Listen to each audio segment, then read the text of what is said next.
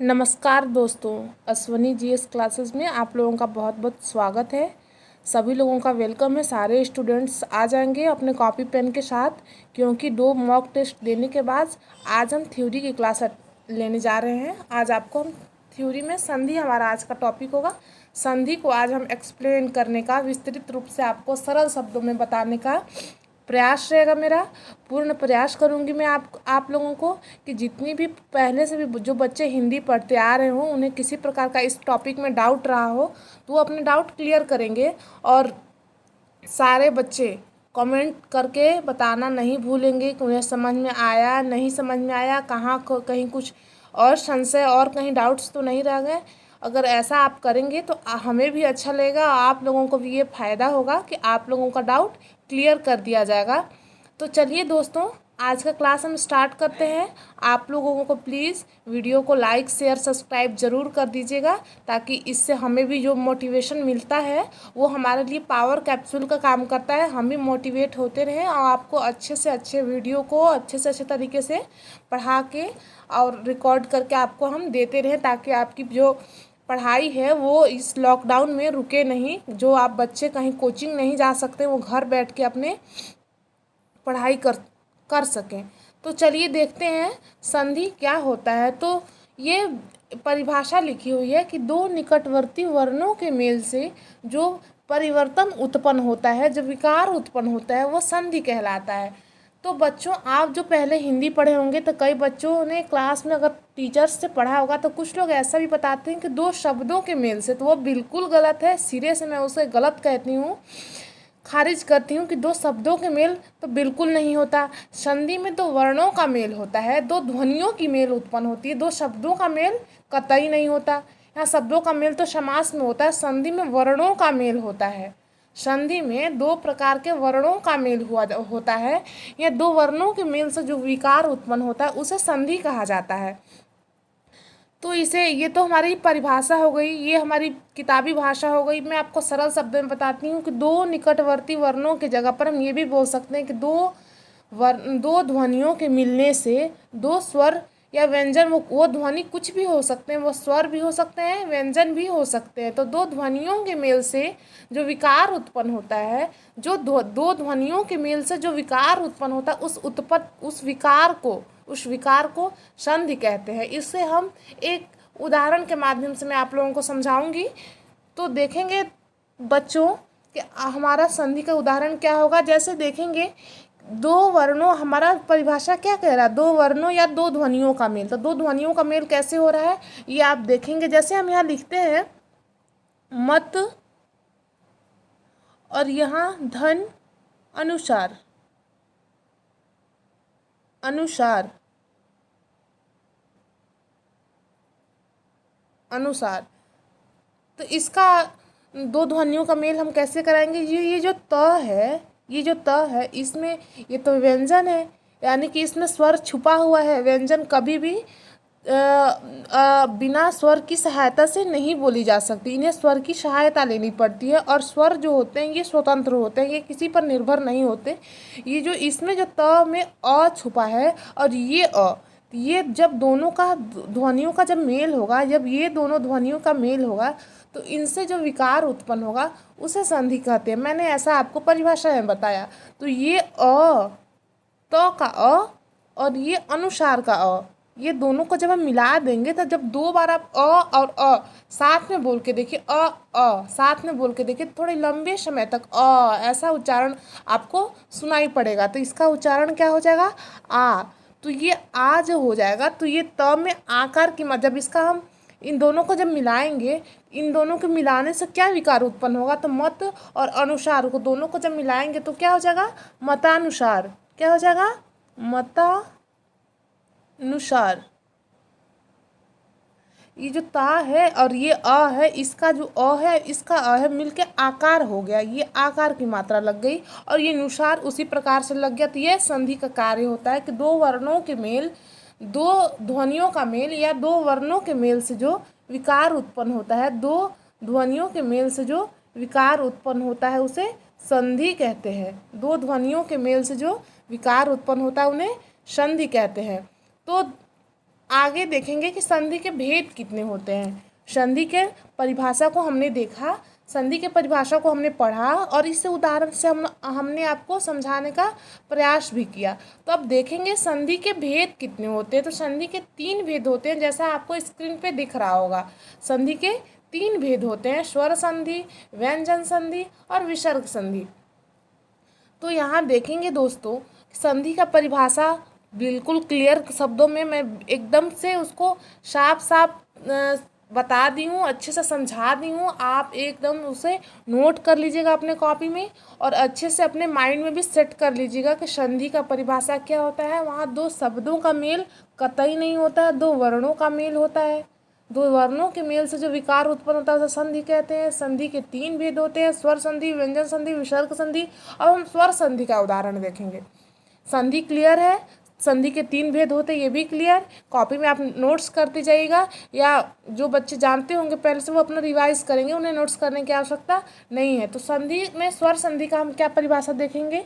यदि 2 वर्ण जिनका मेल हो रहा हो वो दोनों स्वर हों, अर्थात 2 समान जातीय स्वरों के मेल को, 2 समान जातीय स्वरों का जब मेल होता है उसे स्वर संधि कहते हैं।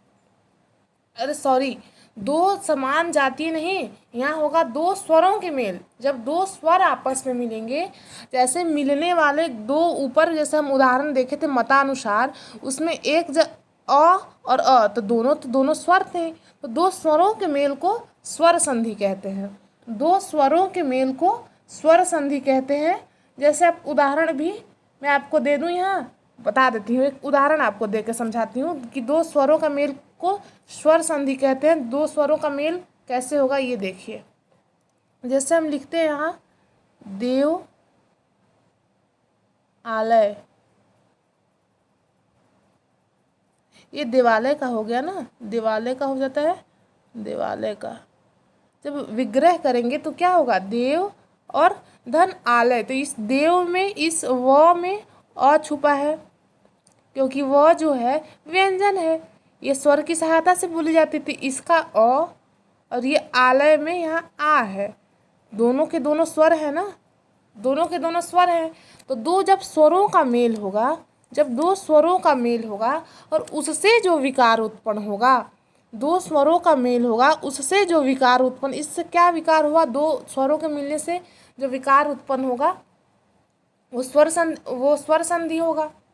2 स्वरों के मेल से जो विकार उत्पन्न होगा वो स्वर संधि होगा। और 2 वर्णों के मेल से, 2 ध्वनियों के मेल से जो विकार उत्पन्न होगा, ये संधि की परिभाषा थी। संधि के 3 भेद होते हैं, स्वर संधि, व्यंजन संधि, विसर्ग संधि। स्वर संधि क्या होता है, 2 वर्णों का मेल, 2 वर्णों का मेल और वो दोनों वर्ण एक कंडीशन लग जाता है। संधि में तो बस इतना होता है कि बस 2 वर्णों का मेल होना चाहिए, लेकिन जब स्वर संधि में आते हैं तो वहाँ एक कंडीशन, एक शर्त के साथ होता है कि जो दोनों वर्ण मिल रहे हों, जो दोनों वर्ण, ये दोनों वर्ण जो मिल रहे हों वो दोनों के दोनों स्वर होने चाहिए, तब वो जाकर स्वर संधि के की परिभाषा को पूर्ण करेगा, वो स्वर संधि की कंडीशन को पूर्ण करेगा, वो स्वर संधि होगा। तो आगे देखेंगे व्यंजन संधि किसे कहते हैं, तो इससे हम इरेज करेंगे। हाँ, और व्यंजन संधि किसे कहते हैं, यदि 2 वर्ण जिनका मेल हो रहा हो, उन दोनों में से कोई एक वर्ण, 2 वर्ण जिनका मेल हो रहा हो, उन दोनों में से कोई एक वर्ण व्यंजन हो और एक स्वर हो, या दोनों व्यंजन हो। परिभाषा में आप स्वर संधि का जैसे लिखे होंगे, 2 वर्णों का मेल हो और दोनों के दोनों स्वर हों, 2 वर्णों का मेल हो और दोनों के दोनों स्वर हों तो स्वर संधि। और 2 वर्णों का मेल हो और एक स्वर एक व्यंजन हो, या दोनों के दोनों व्यंजन हो, एक स्वर और एक व्यंजन हो या दोनों को दोनों व्यंजन हो, वो व्यंजन संधि कहलाता है। इसका भी हम एक उदाहरण आपको देंगे और इसे क्लियर करेंगे। उदाहरण देने से क्या होता है कि बिल्कुल एकदम क्लियर हो जाता है वो बात, जो उदाहरण से समझाई हुई जो चीज़ें होती हैं वो दिमाग में बिल्कुल घर कर जाती हैं, वो सेट हो जाती हैं दिमाग में, जिन्हें हमें रटने की आवश्यकता नहीं होती है, ये समझने की आवश्यकता है। इसे जब आप बिल्कुल एकदम कॉन्सन्ट्रेट होके पढ़ेंगे, एकदम शांत दिमाग करके बैठ के अपना नोट्स लेके पढ़ेंगे, तो आपको एकदम अच्छे से समझ में आएगा। लेकिन आपको बिल्कुल अच्छे से समझना होगा, इनकी बारीकियों को समझ लेंगे तो आपका संधि कभी भी गलत नहीं होगा दोस्तों। और ये जो हिंदी होता है उत्तर प्रदेश में स्टेट लेवल की जितनी भी एग्ज़ाम्स होती हैं, चाहे वो आपको यूनिवर्सिटी में एडमिशन कराने से संबंधित हो या किसी जॉब से संबंधित हो, वहाँ 20-25 नंबर की हिंदी आती ही आती है। यहाँ तक कि देखेंगे आप समीक्षा अधिकारी के फॉर्म जब आप भरेंगे उसमें भी आपको हिंदी के क्वेश्चंस देखने को मिलेंगे। बीएड एंट्रेंस यूपी का जब आप भरेंगे तो 50 नंबर का हिंदी होता है। हिंदी मार्क गेनिंग सब्जेक्ट है। हिंदी में जो अच्छे से पढ़ लिया, जीएस ऐसा सब्जेक्ट है, आप कितना भी पढ़ेंगे आप कुछ ना कुछ तो छूटता जाएगा। तो हिंदी हो गया, रीजनिंग हो गया, मैथ हो गया, ये सारे ऐसे सब्जेक्ट्स हैं जिनमें लिमिटेड है, जिन्हें आप अच्छे से पढ़ लिए, अगर आपका टॉपिक क्लियर है तो आपका एक भी क्वेश्चन गलत नहीं होगा, एक भी क्वेश्चन गलत नहीं होगा। बाकायदे आपको ध्यान देकर अच्छे से पढ़ना होगा। एक बार हम फिर से आपको रिव्यू करेंगे, एक बार फिर से बताएंगे कि दो वर्णों का मेल हो, वो दोनों के दोनों स्वर हों तो स्वर संधि। दो वर्णों का मेल हो, जो दो ध्वनियों का मेल हो और एक स्वर एक व्यंजन हो तो व्यंजन संधि। या दोनों के दोनों व्यंजन भी हो सकते हैं, एक स्वर एक व्यंजन भी हो सकता है, एक व्यंजन एक स्वर ऐसे हो सकता है, या दोनों के दोनों व्यंजन हो सकते हैं, वो व्यंजन संधि का वो व्यंजन संधि हो जाएगा दोस्तों। तो हम व्यंजन संधि का परिभाषा उदाहरण देखेंगे। जैसे दिग, एक मिनट पेन सेलेक्ट कर लें। जैसे दिग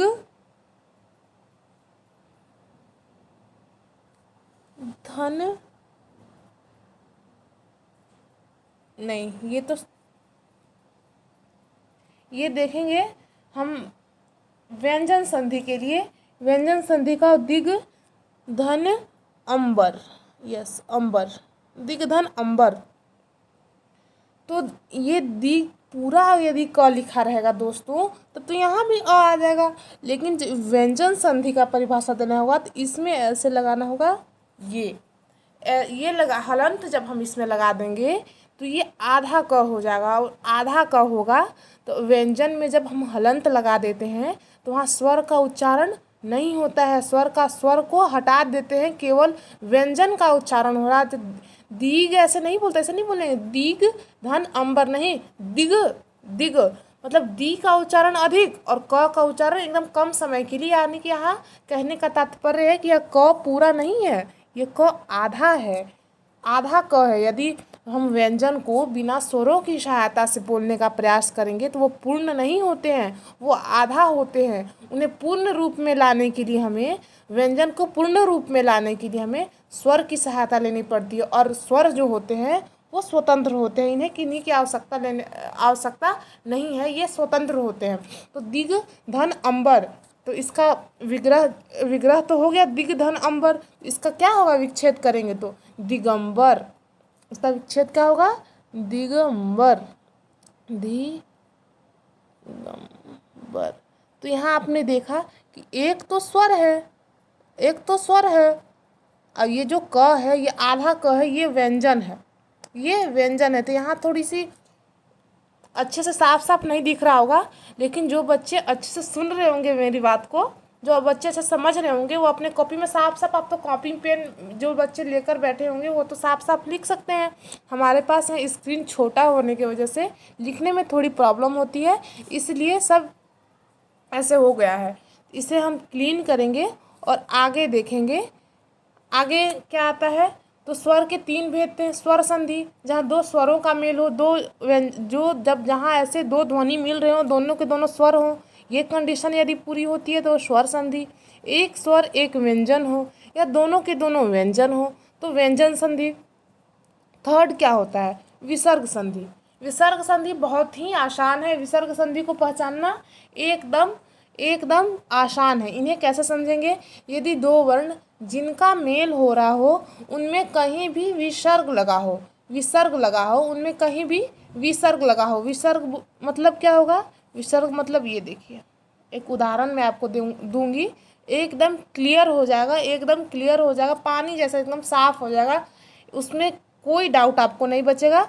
हम इतने अच्छे से आपको एग्जाम्पल के माध्यम से समझाएंगे कि विसर्ग संधि का उदाहरण क्या होता है। ये बहुत ही आसान होता है, इसे समझना बहुत आसान है।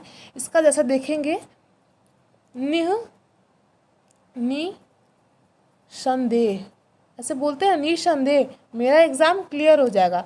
तो निसंदेह जो है इसका जब हम विग्रह करेंगे तो कैसे करेंगे, विग्रह कैसे करेंगे, देखिए ऐसे होगा ना, नि धन सन देह, नि धन संदेह, निसंदेह। तो ये जो बिंदी लगी है, ये अंकी बिंदी जो लगी है, इन्हें विसर्ग कहते हैं।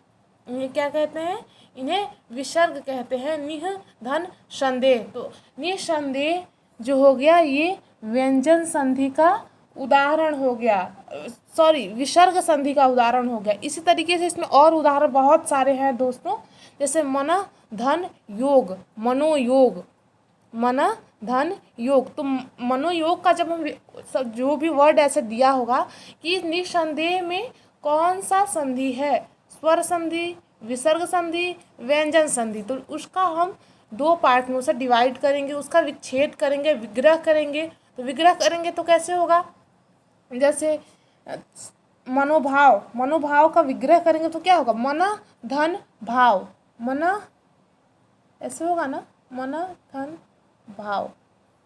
तो जहाँ ये बिंदी हमें जहाँ दिख गई, कोई सोचने समझने की आवश्यकता नहीं है कि वो क्या होगा, बिना किसी डाउट के एकदम क्लियरली हम उसे व्यंजन और विसर्ग संधि में टिक आउट करेंगे, आगे बढ़ेंगे। आपके मार्क्स पक्के हैं, ऐसे एक भी आपके नंबर कटेंगे नहीं।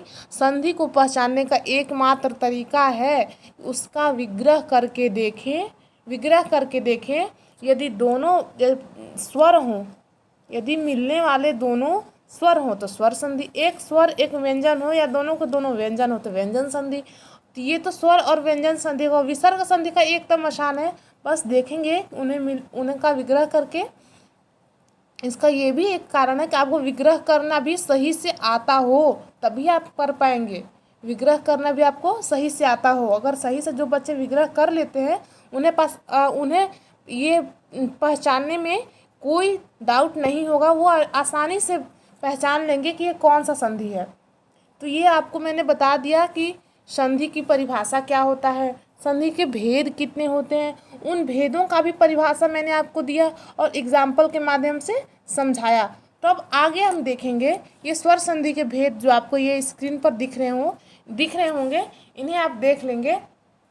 ये क्या है, स्वर संधि के उदाहरण हैं। जो पहले तो हम आपको उदाहरण दिए थे, यहाँ समझने के लिए और उदाहरण मैं लिख दी हूँ, इससे आप देख सकते हैं। जैसे विद्या धन अर्थी, विद्यार्थी, तो विद्या में आ लगा हुआ है, यहाँ आ छुपा हुआ है, विद्या में आ छुपा हुआ है यहाँ पर, यहाँ आ और अर्थी का अ, यहाँ आ और अर्थी का अ, तो अ और आ मिलके आ ही होते हैं, आ होगा, अ और आ मिलके आ होंगे। तो यहाँ देखेंगे कि मिलने वाले दोनों जो वर्ण हैं, दोनों जो ध्वनियाँ हैं, मिलने वाली दोनों ध्वनियाँ स्वर की हैं और दोनों स्वरों की मेल को स्वर संधि कहते हैं। तो ये स्वर संधि का उदाहरण है। यहाँ उदाहरण में आपको जितने भी दिख रहे होंगे दोस्तों, ये सारे के सारे स्वर संधि के उदाहरण हैं। और ये देखिए महाशय, ये यहाँ भी वही कंडीशन है, महा, तो जो आकार की मात्रा है ये आ है और आशय का आ, तो ये आ और आ और आ मिलकर क्या बनाती हैं, आ। तो ये दो जगह लिखने के बजाय हम एक जगह लिखेंगे, महाशय। इसका क्या हो जाएगा, देखिए स्क्रीन पे आपको दिख ही रहा होगा, मैं थोड़ा एक्सप्लेन करने के लिए बता दे रही हूँ। ऐसे बुक्स में भी आपको एग्जाम्पल देखने को मिलेंगे, लेकिन जिन बच्चों को समझ में नहीं आ रहा होगा कि एग्जाम्पल के माध्यम से राइटर बताने की कोशिश क्या कर रही है, उसको दूर करने के लिए हम आपको बोल बोल के बता रहे हैं। यहाँ देखिए देव धन इंद्र, देवेंद्र, देवेंद्र में क्या है, वो एक व्यंजन है, एकदम निस्संदेह, आपको इसमें कोई डाउट नहीं होनी चाहिए। वह एक व्यंजन है। व्यंजन कभी भी स्वर की सहायता से बोली जाती है, अगर स्वर की सहायता से नहीं बोली जाएंगी तो उसके नीचे ऐसे हलंत लगेगा। तो देव के नीचे, व के नीचे तो हलंत नहीं लगा है, यानी कि ये व पूर्ण है। व को पूर्ण करने के लिए स्वर की सहायता लेनी पड़ती, मैंने आपको पहले ही बताया है। तो यहाँ अ इंद्र का ई, अ ई साथ में बोल के देखिए। हिंदी रटने की भाषा नहीं है, अ और ई साथ में बोल के देखिए। आपको याद करने की आवश्यकता नहीं है, प्रैक्टिकली आप सीखिए। मैं आपको प्रैक्टिकली सिखाने की कोशिश कर रही हूँ। अ और ई एक साथ बोल के देखिए, अ ई एक साथ बोल के देखिए, आई ऐ ऐसे आता है ना, उच्चारण निकलता है ना मुँह से, तो अ और ई मिलकर ए बन जाते हैं, ए बन जाता है, अ और ई मिलके ए बन जाता है। तो देखेंगे देव और इंद्र, तो देव का अ और इंद्र का ई मिलके क्या बन जाएगा, ए। तो ए, तो ये हट जाएगा, ये ई जो है इसका ये खत्म हो जाएगा, ये दोनों मिलकर एक हो जाएंगे देवेंद्र। तो क्या बन जाएगा ये, देवेंद्र। तो व में ए अगर जोड़ देंगे तो व और ए, वे हो जाएगा ना, व और ए। इसमें जब व को जोड़ देंगे तो ए नहीं बन जाएगा, देखिए बोल के देखिए, वो और ए को साथ में बोल के देखिए, तो वह बन जाएगा। ठीक है, तो आपको समझ में आ गया होगा, उम्मीद तो हमें ये है। और जिनको नहीं समझ में आया होगा, ये देखिए और भी उदाहरण है, वो हमें कमेंट करेंगे कि मैम हमको समझ में नहीं आया, तो मैं और किसी माध्यम से आपको समझाने का प्रयास करूँगी।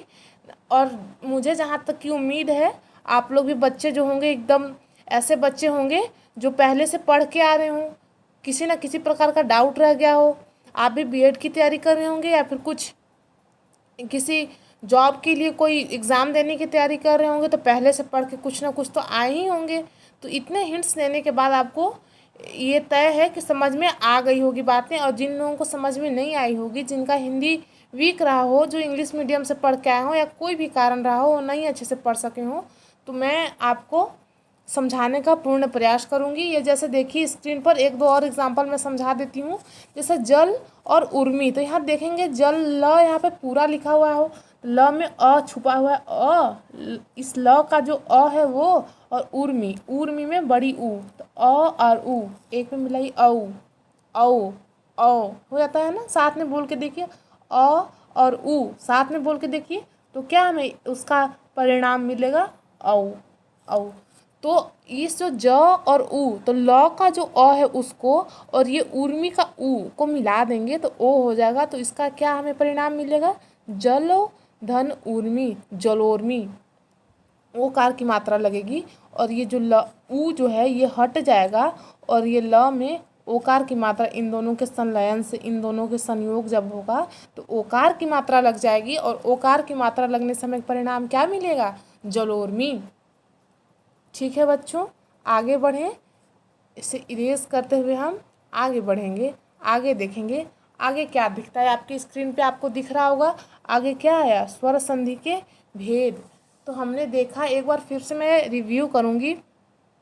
स्वर का संधि का परिभाषा क्या होता है, संधि के भेद कितने होते हैं, उन भेदों का परिभाषा क्या होता है, एग्जाम्पल भी उनका देखा आपने। अब देखेंगे स्वर संधि के कितने भेद होते हैं और उन भेदों का परिभाषा क्या है, उनका एग्जाम्पल क्या है। क्योंकि बच्चों आप अब जो एग्ज़ाम देने आ रहे हैं वो तो एकेडमिक एग्ज़ाम तो है नहीं कि आपके पास लिमिटेड चीज़ें रहेंगी। थोड़ा ब्रॉड लेवल पर आके कॉम्पिटिटिव एग्ज़ाम के लिए सारे सब्जेक्ट को थोड़ा ब्रॉडली आके पढ़ना पड़ता है, थोड़ा विस्तृत जानकारी आपको होनी चाहिए। क्योंकि आप शिक्षक बनने की तैयारी कर रहे हैं, आपको किसी और को ज्ञान देना है, तो उसके लिए आपके पास पूर्ण ज्ञान की आवश्यकता है। तो आप देखेंगे स्वर संधि के कितने भेद होते हैं। स्वर संधि के कितने भेद होंगे, स्वर संधि के 5 भेद होंगे। दीर्घ स्वर संधि, गुण स्वर संधि, वृद्धि स्वर संधि, यण स्वर संधि, अयादि स्वर संधि। एक बार फिर से सुनेंगे, आपको स्क्रीन पे भी दिख रहा हो और मेरी आवाज़ को भी सुनने का पूर्ण प्रयास करिएगा, अच्छे तरीके से सुनने का प्रयास करिएगा, एकदम क्लियरली आपको सुनाई पड़ रहा होगा। और आप सुनेंगे दीर्घ स्वर संधि, गुण स्वर संधि, वृद्धि स्वर संधि, यण स्वर संधि और अयादि स्वर्ण संधि, DJVYA। इसका ट्रिक क्या है, डीजे व्याह में इसका एक ट्रिक मैंने बनाया है। जिन बच्चों को याद नहीं हो रहा हो या थोड़ा मुश्किल हो रहा हो तो ये तो पक्का याद हो जाएगा, डीजे व्याह में। डीजे व्याह में तो डी से हो जाएगा दीर्घ संधि, जी से हो जाएगा गुण संधि, वी से होगा वृद्धि संधि, वाई से यण संधि, ए से अयादि संधि। तो अब आगे चलेंगे, आगे देखेंगे ये क्या आपके स्क्रीन पे आया, मानक स्वरों की संख्या क्या होती है। तो आप टेंशन मत लीजिएगा कि ये संधि पढ़ाते पढ़ाते मैम ये स्वरों की बात कहाँ से आ गई। तो संधि जब पढ़ रहे तो स्वरों और व्यंजनों का खेल, स्वरों और व्यंजनों का जो योग है उनका संयोगों से क्या परिवर्तन होता है, उसी परिवर्तन का तो नाम है संधि। तो उन्हीं के बारे में पढ़ना है। तो ये मैं थोड़ा सा आपके लिए थोड़ा सा मैं बताते चलूँ कि स्वरों का उच्चारण स्थान क्या होता है, ताकि इनका जब मेल हो तो आपको पता चले कि वहाँ कोई गलती ना हो, आप समझ सके कि कंठ का तालु से मेल हो रहा है। जब मैं आपको ऐसा कहूँ तो आपको ये पता ही ना हो कि कंठ से किसका उच्चारण होता है, किन स्वरों का उच्चारण तालु से होता है, कैसे उसका मेल होगा, कोई कन्फ्यूज़न ना हो, बिल्कुल क्लियरली आपको मैं बताते चलूँ। इसके लिए ये मैंने लिखा है मानक स्वरों की संख्या कितनी होती है। तो मानक स्वरों की संख्या 11 होती है। और यदि ये भी क्वेश्चन आ जाते हैं फ्रेंड्स कि मानक स्वरों की संख्या कितनी होती है, ऑप्शन में आपके रहेंगे 11, 10, 12, 13। तो कुल स्वरों की संख्या जब पूछी जाए तब 13, और मानक स्वरों की संख्या जब पूछी जाए तब 11, क्योंकि इसमें अंग और अ को निष्कासित कर दिया गया है। इन्हें स्वर में की मानक संख्या में काउंट नहीं किया गया है, इन्हें स्वरों की संख्या से निष्कासित कर दिया गया है। इन्हें कुल स्वरों की संख्या में तो ऐड करते हैं हम, कुल स्वरों की संख्या जब पूछा जाए तब तो इन्हें हम बताते हैं कि 13 है। लेकिन जब मानक स्वरों की जहाँ बात आए, जहाँ मानक शब्द लग जाए, स्टैंडर्ड स्वरों की जहाँ बात आए, वहाँ पर हम 11 बताएंगे, 13 नहीं बताएंगे। 13 बताएंगे तो हमारा गलत हो जाएगा दोस्तों। तो देखेंगे अ और आ, आप बोल कर देखिए, ये कोई बताने की चीज़ नहीं है, प्रैक्टिकली आप करके देखिए। अ और आ का जब उच्चारण स्थान होगा तो आपको पता चलेगा कि अ और आ की ध्वनि कंठ से निकल रही है, ई और ई की ध्वनि तालु से निकल रही है, ऊ और ऊ की ध्वनि ओष्ठ से निकल रही है, री मूर्धा से, ए और ए यहाँ पर कंठ तालु, कंठ और तालु दोनों के संयोग से ए और ए बोल पाते हैं। और ओ और औ बोलने के लिए हमें ओ, अ तो ओठ से, अ तो कंठ से निकलती है, और ओ करने के लिए ओष्ठ का सहारा लेना पड़ता है, यानी कि कंठोष्ठ भी हो सकता है, या कंठ प्लस ओष्ठ भी कह सकते हैं इसे, और कंठोष्ठ भी कह सकते हैं।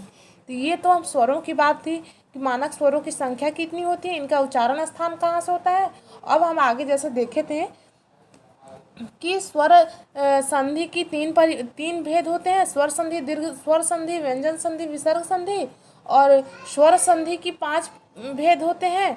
दीर्घ स्वर संधि, स्वर संधि के 5 भेद होते हैं। दीर्घ स्वर संधि, वृद्धि स्वर संधि, दीर्घ स्वर संधि, गुण स्वर संधि, वृद्धि स्वर संधि, अयादि स्वर संधि और यण स्वर संधि। तो आप अब दीर्घ स्वर संधि को देखेंगे कि दीर्घ स्वर संधि क्या होता है, इसकी परिभाषा भी हम लिखते चलेंगे। यहाँ तो दीर्घ स्वर संधि की परिभाषा आपको लिखी हुई नहीं मिल रही है, लेकिन मैं ओरली बोलूँगी और आप कॉपी में ज़रूर से ज़रूर लिखेंगे। मैं बोलूँगी, आप कॉपी में ज़रूर से ज़रूर लिखेंगे। तो जैसे आपने देखा था स्वर की परिभाषा क्या होती है, दो वर्णों जिनका मेल हो रहा हो वो दोनों के दोनों स्वर हों। संधि में क्या था, बस दो वर्णों का मेल होना चाहिए, वो संधि कहलाता है। स्वर में आया तो एक कंडीशन हमारे पास हुआ कि जो दोनों वर्ण जो मिले वो दोनों के दोनों स्वर हों, तो स्वर संधि एक स्वर एक व्यंजन हो, या दोनों व्यंजन हो तो व्यंजन संधि एक स्वर उस एक स्वर जिसमें एक स्वर हो या व्यंजन हो लेकिन उसमें विसर्ग लगा हो तो वो विसर्ग संधि। तो अब देखेंगे स्वर संधि में दीर्घ स्वर संधि का क्या परिभाषा होता है। तो दीर्घ स्वर संधि का क्या परिभाषा होता है ये आप कॉपी में लिखेंगे।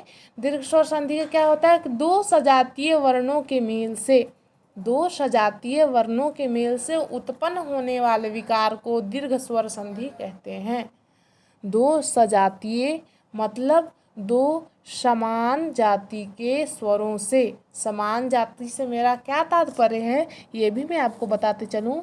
ये देखिए अ और आ जो हैं ये समान जाति के हैं, ई और ई जो हैं ये समान जाति के हैं, ऊ और औ जो हैं वो समान जाति के हैं, ओ और अ समान जाति के, ए और ए समान जाति के। तो समान जातीय या सजातीय कहने का मेरा तात्पर्य क्या है ये आप समझ गए होंगे। मैं आपको इन्हीं छोटी छोटी चीज़ों को समझाने के लिए, क्योंकि इसी में डाउट रह जाता है। आपको किताब में तो परिभाषा मिल जाएंगी कि सजातीय वर्णों के मेल से जो विकार उत्पन्न होता है उसे दीर्घ स्वर संधि कहते हैं, लेकिन आप यहाँ कंफ्यूज हो सकते हैं कि सजातीय का मतलब किससे है, सजातीय का मतलब हम क्या समझेंगे। तो ये आपको समझाने के लिए मैं आपको बता दूँ, ये छोटी सी चीज़ है लेकिन आपको समझने में बहुत हेल्पफुल होगा, बहुत मददगार साबित होगा। तो दो सजातीय स्वरों के मेल से जो विकार उत्पन्न होता है उसे दीर्घ स्वर संधि कहते हैं। दो वर्णों के मेल से जो विकार उत्पन्न होता है उसे संधि कहते हैं। एकदम याद रखिएगा, भूलिएगा मत, ये बहुत इम्पोर्टेंट टॉपिक होता है। मैं बार बार आपको बता रही हूँ। दो स्वरों के मेल को स्वर से उत्पन्न होने वाले विकार को स्वर संधि कहते हैं। दो सजातीय स्वरों के मेल से उत्पन्न होने वाले, यानी कि दीर्घ स्वर संधि में एक और हमारे पास लिमिटेशन आ गई, एक और कंडीशन हमारे पास जुड़ गई कि दो सजातीय वर्णों के मेल से उत्पन्न होने वाले विकार को स्वर संधि कहते हैं। दो सजातीय वर्णों के मेल से उत्पन्न होने वाले विकार को स्वर संधि कहता है। आप इसको मत देखिएगा फ्रेंड्स, ये थोड़ी गलती से यहाँ ये उदाहरण नहीं आने चाहिए थे, ये मैंने लिख दिया है। ऊपर के जो 3 उदाहरण हैं ये आपके काम के हैं, जिनका यूज़ यहाँ होना है, जो दीर्घ स्वर संधि के उदाहरण हैं। तो देखेंगे आपके स्क्रीन पर ये उदाहरण दिख रहा होगा। संभवतः हमें जहाँ तक उम्मीद है आप सारे अच्छे बच्चे हैं, जो अपने टेस्ट में जैसे आप लोगों का मैंने परफॉर्मेंस दिखा उसके हिसाब से तो मैं यही सोच रही हूँ आप लोग अच्छे बच्चे हैं। जो मैं बोल रही हूँ और आपको लग रहा है उसे लिखना चाहिए, और मैं कुछ ऐसा नहीं बोल रही हूँ जो नहीं लिखना चाहिए। टाइम पासिंग कोई वर्ड ऐसा नहीं बोल रही हूँ जो आपको नहीं लिखने की चीज़ है। सारी चीज़ें लिमिटेड हैं जो एग्ज़ाम में आने वाली है, ना कोई एक्स्ट्रा ना कुछ कम। एकदम एग्ज़ाम ओरिएंटेड क्लास जिसे बोलते हैं, एकदम टू दी पॉइंट बातें बताई जा रही हैं। दीर्घ स्वर संधि का परिभाषा बिल्कुल लिखेंगे और उसके नीचे उदाहरण लिखेंगे। यहाँ मुझसे थोड़ी भूल हो गई है, मुझे यहाँ लिखना चाहिए था उसका परिभाषा। खैर, इस गलती को सुधारने के लिए मैं आपको ऑरली बोल दे रही हूँ। इसके लिए बहुत बहुत आपसे क्षमा प्रार्थी हूँ, मुझे क्षमा करिएगा, मैंने गलती से यहाँ नहीं लिखा। ऑरली बोल दे रही हूँ, आप ज़रूर अपने कॉपी में लिखिएगा। और यहाँ स्क्रीन पर जैसे आपको दिख रहा होगा स्वार्थी, स्वार्थी का जब हम संधि विच्छेद करेंगे तो इसका विग्रह करेंगे तो हमें क्या मिलेगा? स्वा, ये स्वर नहीं होगा, यहाँ स्वा होगा। स्वा प्लस अर्थी, यहाँ होगा स्वा प्लस अर्थी। तो इस स्वा जो है, स्व प्लस अर्थी, सॉरी स्वा नहीं होगा यहाँ। एक बार हम फिर से आपको अच्छे से लिख कर बताते हैं। स्वार्थी का विग्रह करिए आप। स्वार्थी का विग्रह चलिए यहाँ पर हम साफ साफ लिखते हैं, स्व और अर्थी। तो ये जो अर्थी, ठीक है, ये स्व है आपको बताया था हमने, ये व्यंजन है। व्यंजन स्वरों की सहायता से बोली जाती है, तो इसमें अ छुपा है और यहाँ अ तो साफ आपको दिख रहा है। ये दो सजातीय हो गए। आपको मैंने ये भी बताया कि सजातीय क्या होते हैं, विजातीय क्या होते हैं। तो ये सजातीय हो गए, समान एक ही जाति के हैं। ये अ साथ में बोलेंगे तो क्या विकार उत्पन्न होगा, परिणाम क्या मिलेगा? आ। थोड़ा अ का उच्चारण लंबे समय तक होगा। तो ये अ और आ मिलके आ, यहाँ देखिए लिखा हुआ है आ बनेंगे। तो इससे क्या होगा? तो इससे जो विकार उत्पन्न होगा तो इससे क्या बनेगा? स्व, स्व और अर्थी, स्व, स्व, हाँ इसको इसको काट लेंगे आप। हाँ देखिए, स्व और अर्थी मिलकर क्या बनेंगे? स्वार्थी। शरण और अर्थी, तो शरण देखिए जो न है इसमें अ छुपा है, अर्थी का भी अ छुपा है। ये दोनों समान जातीय भी हैं, यानी कि दोनों कंडीशन के पूरा कर रहे हैं। ये दोनों स्वर भी हैं और दोनों समान जाति की भी हैं, इसीलिए दीर्घ स्वर में ये लिखे गए हैं। और इनका मिलाने से क्या बनेगा? आ बनेगा। तो ये जब दोनों को जोड़ेंगे तो यहाँ दो जगह अ लिखने के बजाय हम एक ही जगह आ लिखेंगे और शरण, ये र में आ जुड़ जाएगा और शरणार्थी। उसी तरीके से विद्यालय, यहाँ पर आ लिखा हुआ है, एक इसको इरेज कर लें। हाँ ये देखिए विद्यालय में यहाँ आ लिखा हुआ है और आलय का आ, विद्या, विद्या जो लिखा है उसमें आ यहाँ छुपा है, यहाँ पर आ, और यहाँ आलय का आ, और आ मिलकर क्या बनते हैं? यहाँ भी आ बनते हैं। ये आगे आपको मैं इसका फॉर्मूला लिख के आपको दिखाऊंगी, लिखा हुआ है, PDF आपको दिखेगा जहाँ से और अच्छे से समझ में आ जाएगा। तो देखेंगे कि विद्या का आ और आलय का आ मिलके आ और आ जब एक साथ बोलेंगे तो आ होगा। तो ये दोनों को एक में कॉम्बाइंड किया जाएगा, दोनों को एक में मिलाया जाएगा और हमारा परिणाम क्या निकलेगा? विद्यालय। तो आपसे आशा करती हूँ कि आपको समझ में ये चीज़ें आ गई होंगी, और जिन बच्चों को कुछ डाउट रहा हो वो कमेंट करना ना भूलिएगा। आपको यदि समझ में आया हो तो आप अपने दोस्तों को, अपने फ्रेंड्स को, अपने साथ पढ़ने वाले बच्चों को या गांव के जो बच्चे होंगे जो कोचिंग नहीं आ सकते, बड़े शहरों में आकर नहीं पढ़ सकते, उन्हें आप ज़रूर ये शेयर करेंगे। जो मोबाइल चलाते हों, आजकल सबके हाथों में फ़ोन होता है दोस्तों, तो आप उन्हें शेयर करेंगे ताकि उन्हें भी कुछ फ़ायदा हो सके। तो जिस फार्मूले की मैं बात कर रही थी अभी, वो फार्मूला आपके स्क्रीन पे है, ये देख सकते हैं आप कि अ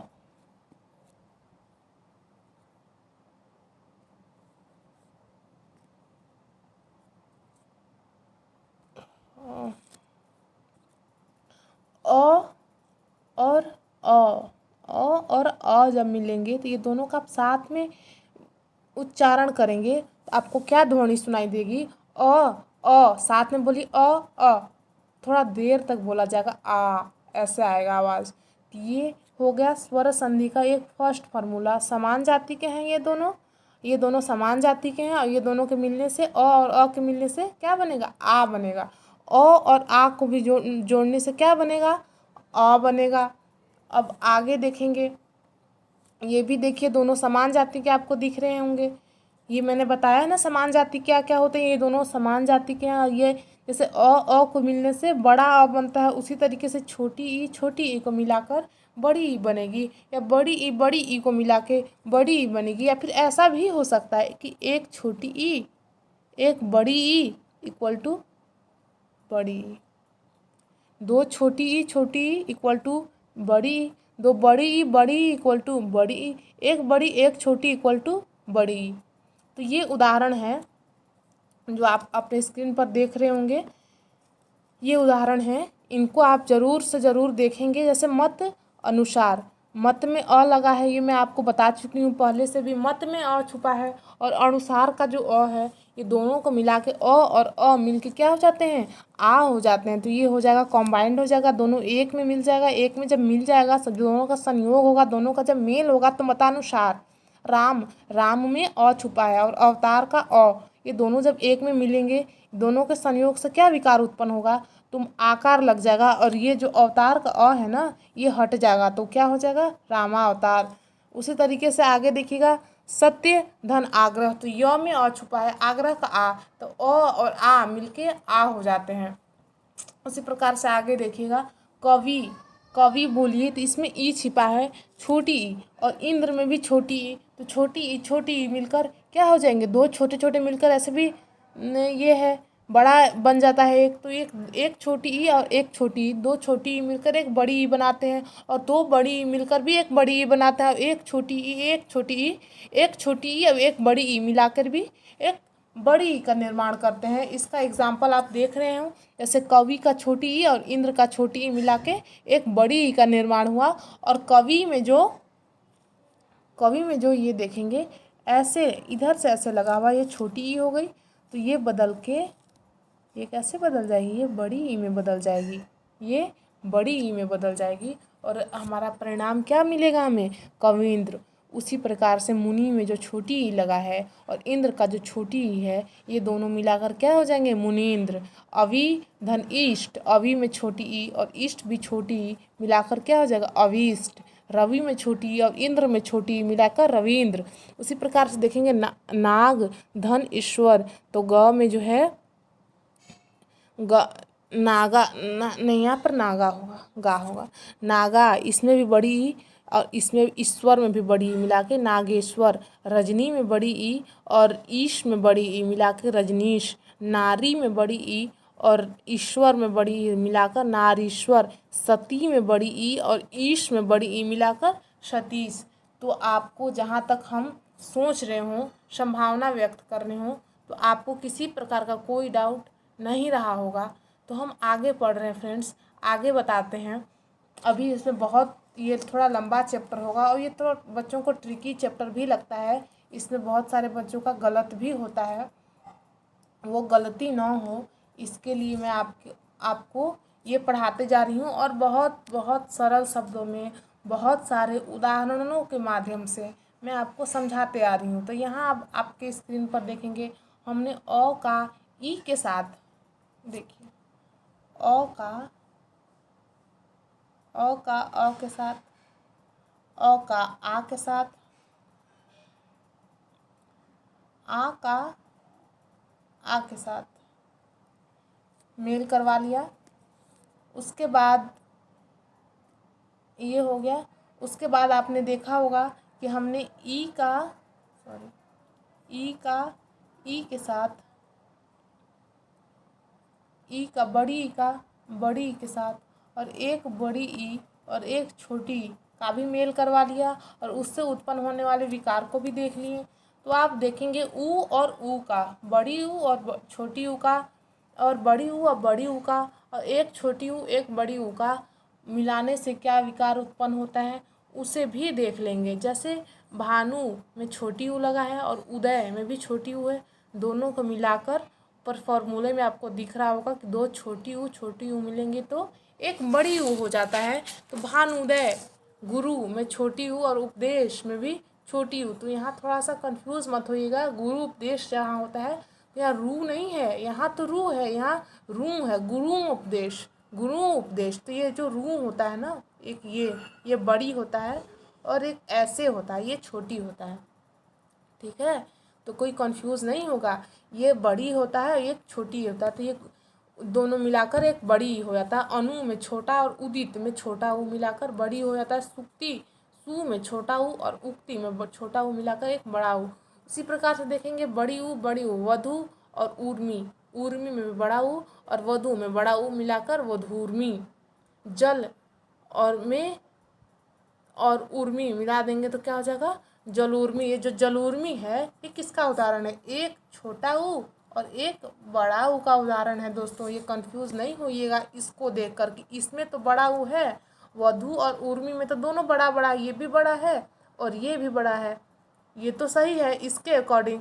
लेकिन इसमें जल में तो छोटा ऊ है ना, तो ल जब बोलेंगे तो ल में ऊ छुपा है और उर्मी का ऊ छुपा है, तो ये दोनों को मिलाकर एक छोटा है एक बड़ा है। तब भी आपको मैं बता दी हूँ कि दो छोटे ऊ मिलेंगे तब एक बड़ा ऊ, दो बड़ा ऊ एक बड़ा ऊ और एक और बड़ा ऊ, दो बड़ा ऊ मिलेंगे तो तब भी एक बड़ा ऊ मिलेगा। एक छोटा एक बड़ा और एक छोटा तभी भी एक बड़ा बनता है। ठीक है, तो आगे देखेंगे दोस्तों, आगे हमारा क्या आता है। तो ये हमारे दीर्घ स्वर संधि के कुछ उदाहरण थे और फॉर्मूला आपने देखा। इन फॉर्मूलों की सहायता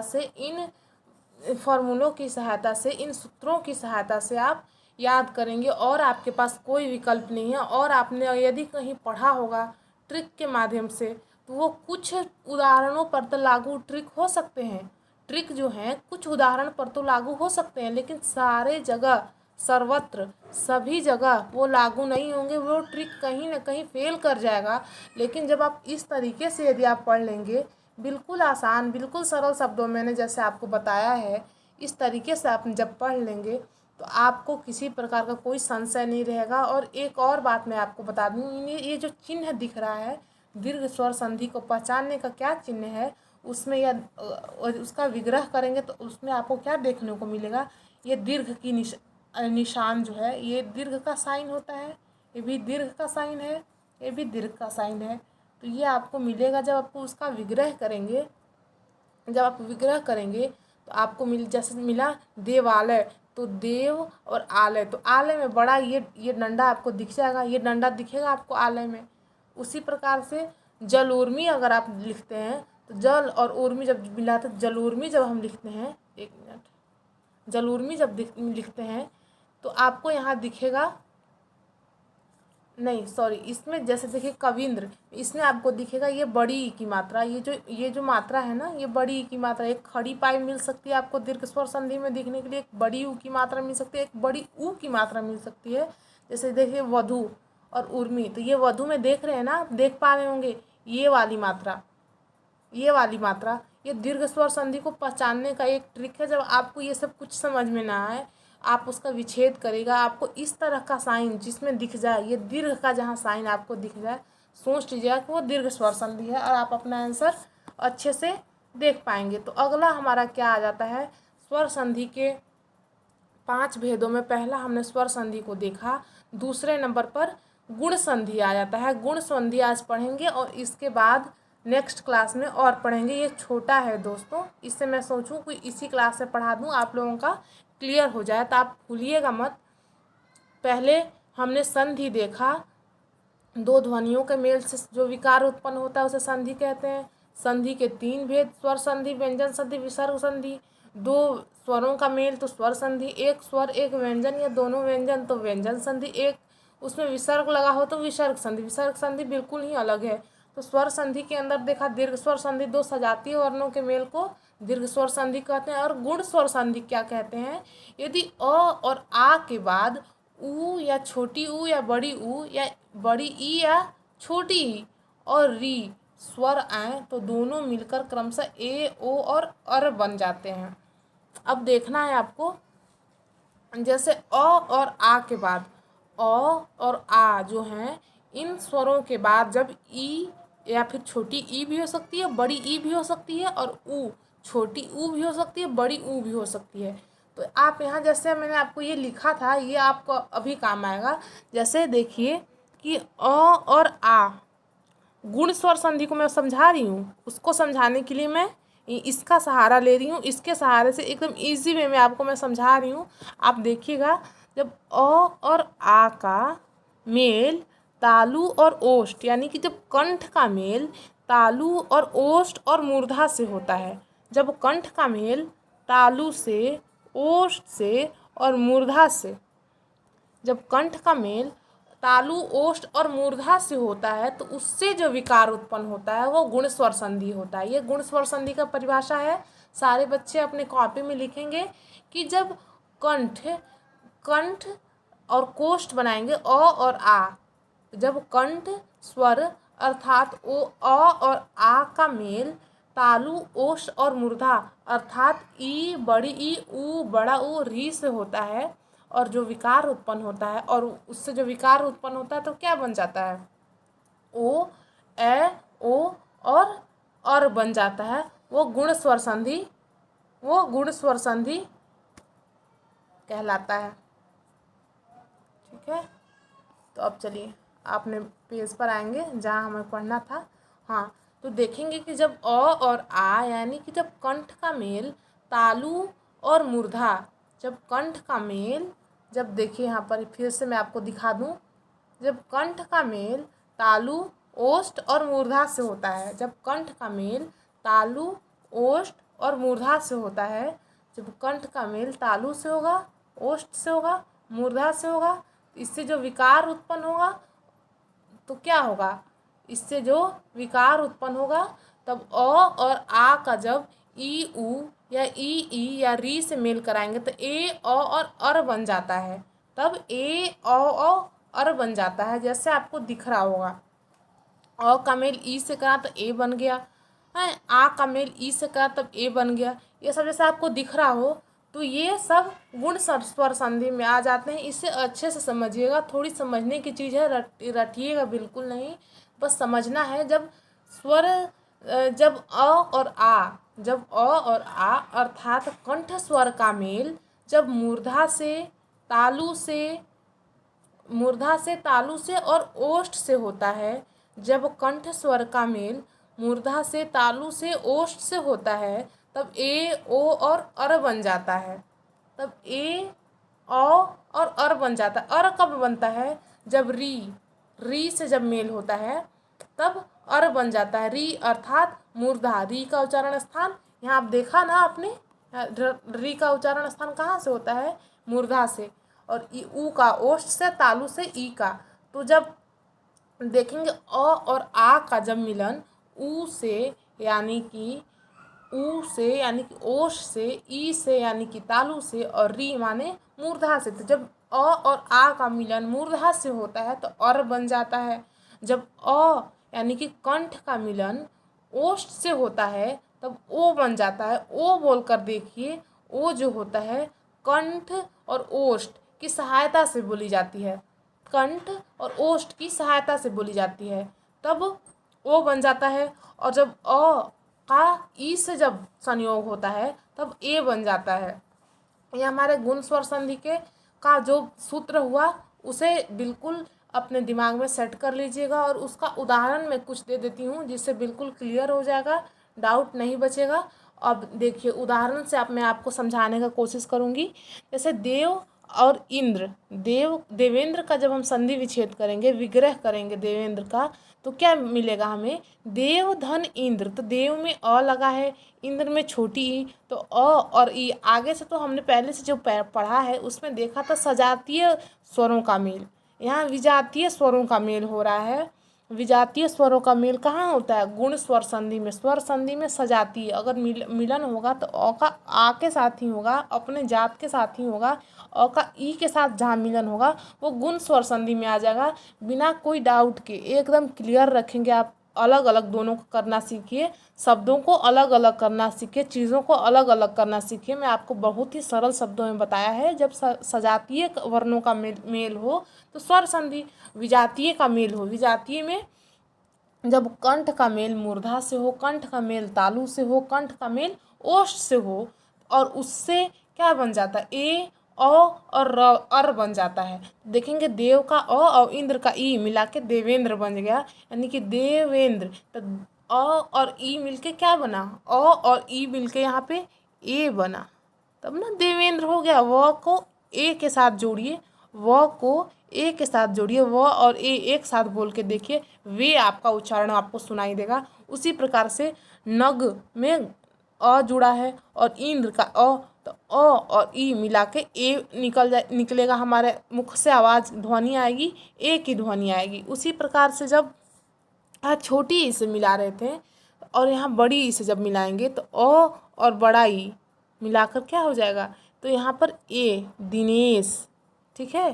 तो यहाँ पर क्या होगा? दीन और ईश को जब मिलाएंगे तो हमें स्क्रीन पर आपको दिख रहा होगा, बिल्कुल साफ शब्दों में लिखा हुआ है। देव और इंद्र को मिलाएंगे तो देवेंद्र होगा, और दीन और बड़ी ई की मात्रा जब मिलेगी तो क्या हो जाएगा? दिनेश हो जाएगा। जैसे यहाँ देखिए, छोटी ई की मात्रा से मिले और बड़ी की मात्रा से मिले, अ और आ, तो कोई प्रभाव नहीं पड़ता, ए ही बनता है, ठीक है।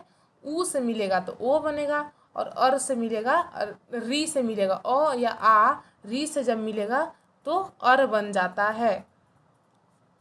यानी कि कंठ का जब ओष्ठ से मिलन हो तो ओ बनेगा। ओ का उच्चारण करके देखिए, आपको पता चलेगा। आपको ये डाउट नहीं होनी चाहिए कि कौन से स्वर का मिलन किस स्वर से होगा तो क्या बनेगा। ऐसे देख लीजिए ना, आ और ऊ साथ में बोल के देखिए तो अ का ओष्ठ से और ऊ का ओष्ठ से और अ का कंठ से, तो ये दोनों को मिला के देखिए तो ओ बनेगा। तो कंठोष्ठ, तो आपको मैंने पहले ही बताया, ओ और अ जो होते हैं कंठोष्ठ ध्वनियाँ हैं, इनका कंठ और ओष्ठ का सहारा लेना पड़ता है इनको बोलने के लिए। तो बिल्कुल क्लियर है। इस वीडियो को आप बार बार देखिएगा, एक बार में समझ में नहीं आया तो, क्योंकि यहाँ समझ थोड़ी आपको विकसित करनी पड़ेगी इसको समझने के लिए। बहुत ही आसान चीज़ है, ज़्यादा इसे ट्रिकी वे में मत समझिएगा, एकदम इजी वे में लेके चलिएगा। एकदम साधारण शब्दों में मैंने आपको बताया है, आपको बिल्कुल समझ में आएगा। यहाँ देखिए, अ का ई के साथ देख लिए, आ का ई के साथ जब होगा तब क्या होगा? आ का ई के साथ जब होगा तब क्या होगा? राजेंद्र। तो राजा में आ यहाँ है और इंद्र में छोटा ही है, तो राजेंद्र। तब आ और ई का जब यहाँ हम देख लेंगे, आ और ई का जब मिलेगा तब भी ए बनेगा, ठीक है। आ और ई का जब मेल होगा तब भी ई बनेगा। तो ये हमारे गुण स्वर संधि का कुछ उदाहरण था। आपको ये क्लास कैसी लगी ये सारे आप देखेंगे यहाँ। ये भी चलिए मैं एक्सप्लेन कर दूँ थोड़ा। जैसे अ का ई के साथ मिलन हमने देख लिया, अ का ऊ के साथ हम देख सकते हैं। जैसे पर में अ, र में अ छुपा है और उपकार का ऊ, तो अ और ऊ मिला के ओ बन जाता है। अ जो होता है कंठ की ध्वनि है और ऊ जो है ओष्ठ की ध्वनि है। कंठ और ओष्ठ मिला के कंठोष्ठ। कंठोष्ठ से किसका उदाहरण होता है? कंठोष्ठ से कौन सी ध्वनि निकलती है? तो ओ निकलती है। तो अ और ऊ मिला के ओ बन जाएगा। उसी प्रकार से देखेंगे सूर्य धन उदय, तो यहाँ पर सूर्य में जो ऊपर लगा है तो वो र है, वो र है। तो सूर्य का र का जो र को बोलेंगे तो अ का उच्चारण स्वाभाविक सी बात है, होगी ही होगी। तो यहाँ अ और उदय का ऊ मिला के सूर्योदय जो हुआ तो यहाँ भी अ और उ मिला के ओ बन जाएगा, यानी कि कंठ और ओष्ठ मिला के कंठोष्ठ। कंठोष्ठ से कौन सा स्वर बोला जाता है? तो बिल्कुल क्लियर बात है, क्लियर शब्दों मैंने आपको बताया है, ओ बोला जाता है।